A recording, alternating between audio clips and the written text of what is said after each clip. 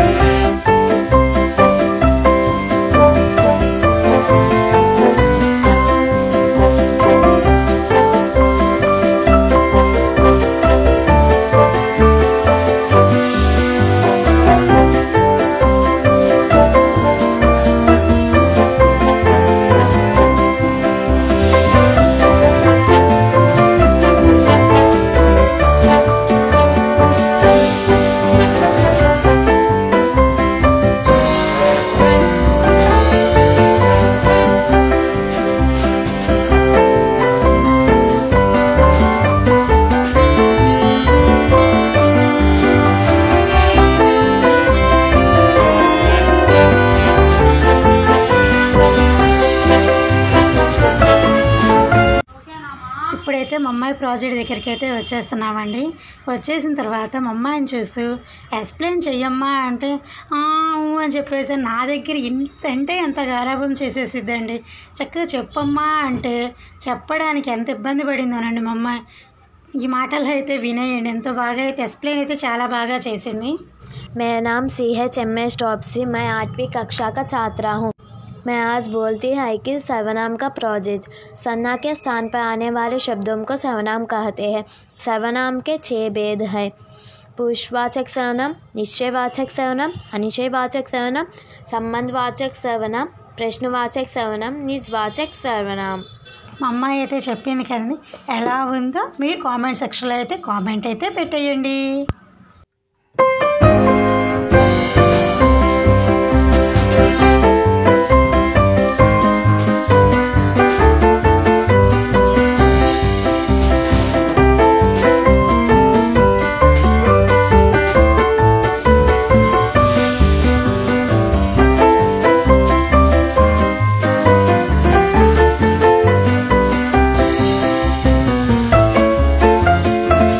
వచ్చేసి మా అబ్బాయి అయితే హ్యూమన్ బాడీ సెన్స్ గురించి అయితే చెప్తాడండి. ఎంత చక్కగా అయితే వివరిస్తూ చెప్తాడో ఈ వీడియోలో అయితే చూసేసేయండి. My name is C.J.K. Josh. I am studying 9th class. Today I would like to say few words of various cells from human body. I will draw the picture: smooth muscle cell, blood cell, bony cell, fat cell, nervous cell, sperm and ovum. Thank you.